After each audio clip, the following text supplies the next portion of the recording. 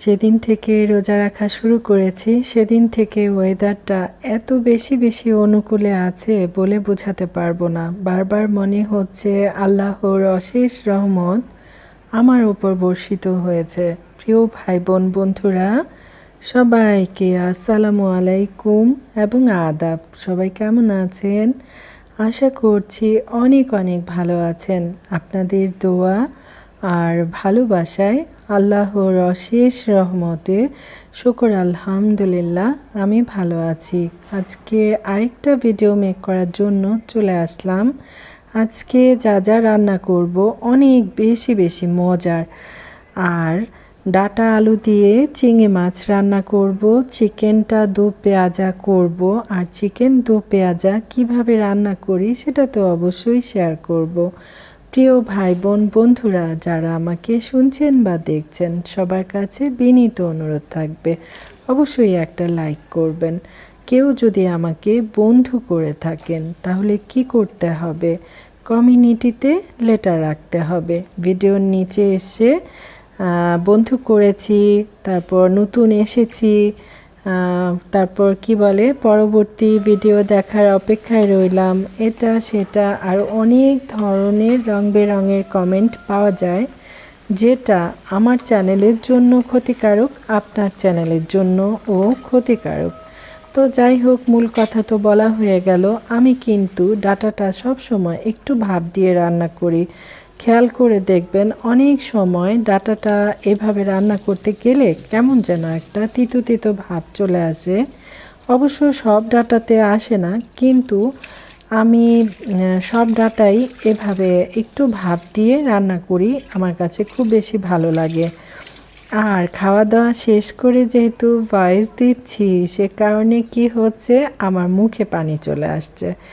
এত বেশি মজার হয়েছিল, এত বেশি লোভনীয় হয়েছিল, মন চাচ্ছে আহারে এখন যদি আবার খেতে পারতাম। তো যাই হোক, চিংড়ি মাছ, পেঁয়াজ, কাঁচামরিচ এটা তেলের মধ্যে দিয়ে ভাজাভুজি করে নিচ্ছি।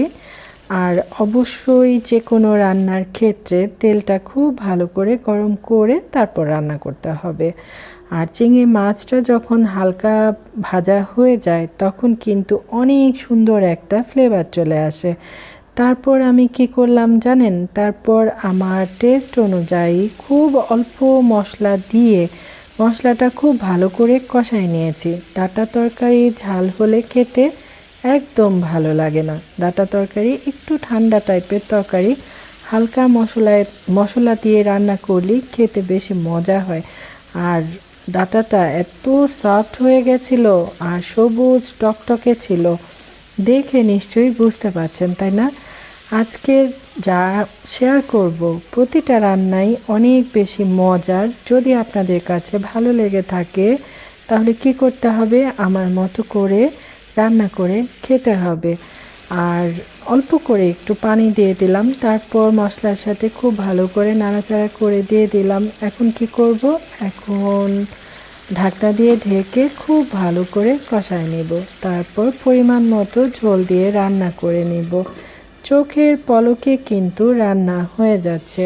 অনেকে একটা রেসিপি শেয়ার করতে গিয়ে 10, 12, 15 মিনিট লাগিয়ে ফেলে, কিন্তু আমি খুব শর্টকাট করে দেখানোর চেষ্টা করি।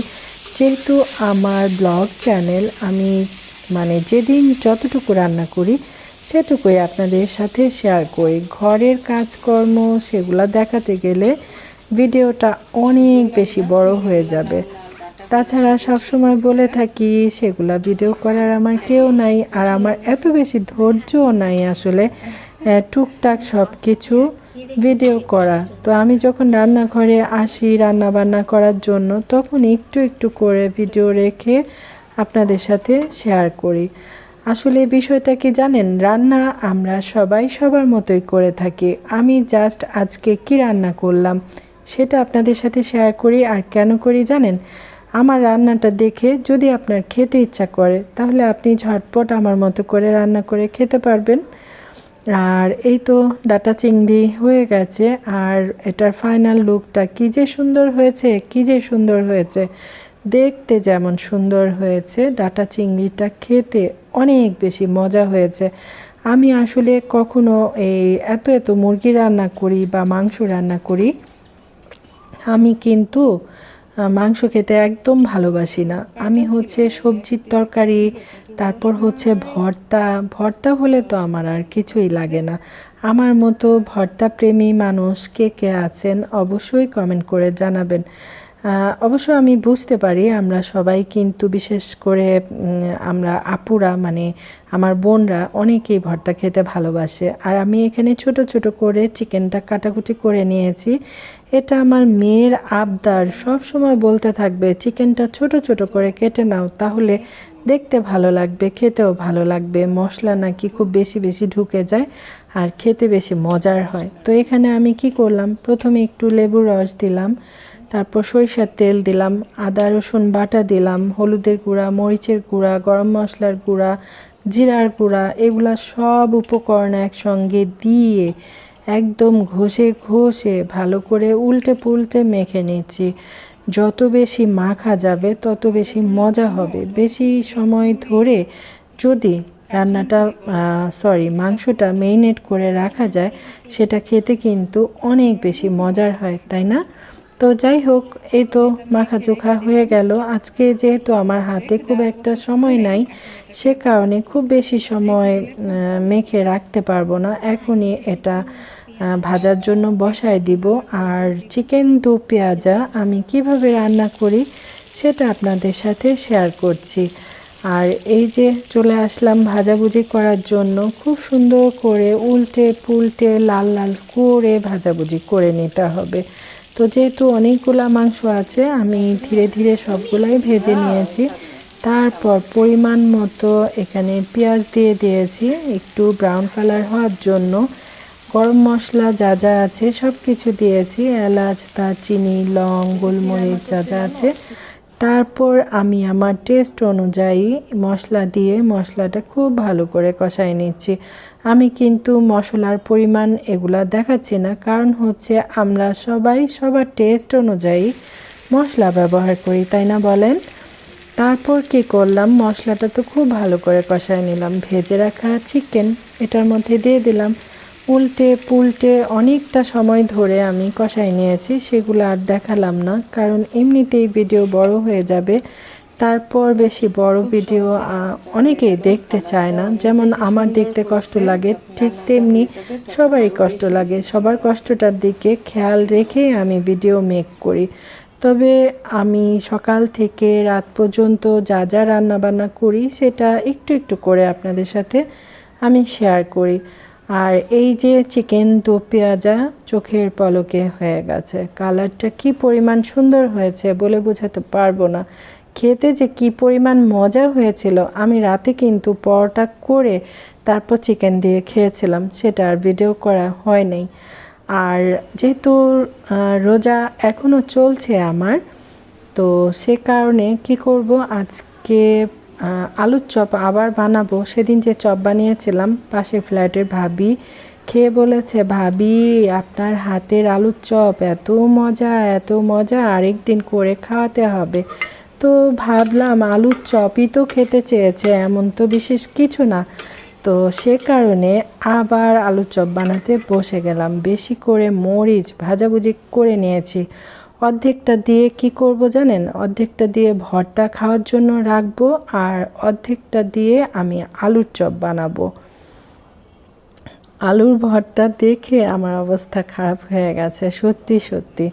তো যাই হোক, এই যে ভর্তা বানানোর জন্য পেঁয়াজটা ভাজাভুজি করে নিলাম, মরিচগুলা তো নিয়ে নিয়েছি, সরিষার তেল, লবণ সব কিছু নিয়ে নিয়েছি। সবগুলা আলুর ভর্তার মধ্যে কিন্তু সরিষার তেল ব্যবহার করব না। আলুর চপ যতটুকু বানাবো ততটুকু আগে উঠায় রেখে দেব, আর যতটুকু ভাত খাওয়ার জন্য বানাবো সেটার মধ্যে একটু সরিষার তেল দিয়ে দিব। এই যে দেখেন, এটুকুর মধ্যে হচ্ছে সরিষার তেল দিয়ে ভাত খাওয়ার জন্য রেখেছি। ভর্তাটা দেখে কি লোভ লাগছে, তাই না বলেন? একদম লাল টুকটুকে হয়েছে। আপনাদের ভাইয়া তো ভাত খেয়ে বলছে, আল্লাহ কি ঝাল হয়েছে। ঝাল হলে কি হবে, খেতে অনেক বেশি মজা হয়েছিল। আর এই যে আলুর চপ বানায় রেখে দিয়েছি, এগুলা সন্ধ্যায় বানাবো। তারপর হচ্ছে আদা রসুন ব্লেন্ড করা শেষ হয়ে গেছে। তো এখানে লবণ দিয়েছি, সয়াবিন তেল দিয়েছি, আদা রসুন নিয়েছি। তারপর চলে আসলাম ব্লেন্ড করার জন্য। আমি কিন্তু একসাথে অনেকগুলা ব্লেন্ড করি না, ধরেন 7 দিন বা 10 দিন খাওয়া যাবে এরকম করে ব্লেন্ড করি। আমার আপাতত কাজকর্ম শেষ হয়ে গেছে, রান্নাঘর গুছানো হয়ে গেছে। আর এই তো বাহিরের ওয়েদার, এই ঝিরিঝিরি বৃষ্টি পড়ছে আবার রোদ উঠে যাচ্ছে, এই হচ্ছে অবস্থা।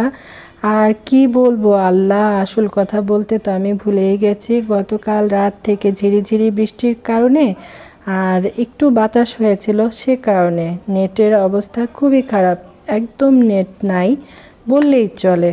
মাঝে মধ্যে একটু মানে দেখা যাচ্ছে, আবার দেখছি নেট নাই, এই হচ্ছে অবস্থা। সে কারণে জানি না, ফাঁকে ফাঁকে কারো ভিডিও দেখেছি আবার চলে যাচ্ছে, তখন আর কাউকে দেখতে পাচ্ছি না। আদা রসুন ব্লেন্ড করে এই যে আমি এভাবে কৌটার মধ্যে রেখে দিয়েছি, এগুলা ডিপ ফ্রিজে রেখে তারপর খাই আর কি। তারপর চলে আসলাম ইফতার আয়োজনে। এখানে বেগুনি ভাজার জন্য দিয়ে দিয়েছি। সবচেয়ে মজার বিষয় কি জানেন, এগুলো যখন ভাজাভুজি করছিলাম হঠাৎ করে আমার বাসায় 2 জন মেহমান চলে আসলো। মেহমানকে খেতে দিলাম, খেয়ে অনেক বেশি প্রশংসা করেছে, বলেছে অনেক দিন পর এমন মজার বেগুনি খেলাম। তো আমার আজকের ব্লগ ভিডিও কার কাছে কেমন লাগলো অবশ্যই জানাবেন। সবাই খুব বেশি বেশি ভালো থাকবেন, সুস্থ থাকবেন, আমার জন্য দোয়া করবেন। আবার কথা হবে ইনশাআল্লাহ। আল্লাহ হাফেজ। আসসালামু আলাইকুম।